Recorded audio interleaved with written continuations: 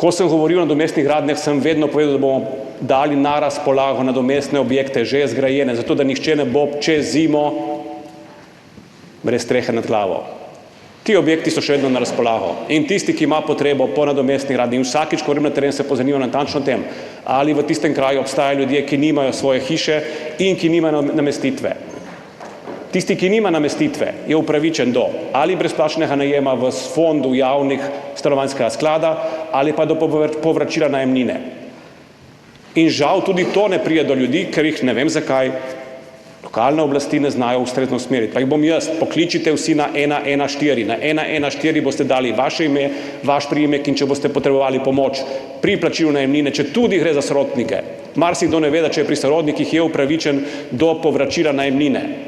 Tudi sorodniki so upravičeni do tega. Ljudje ne vejo, zato ker se tukaj prerekamo o neumnostih, namesto da bi ljudem povedali, do česa so upravičeni.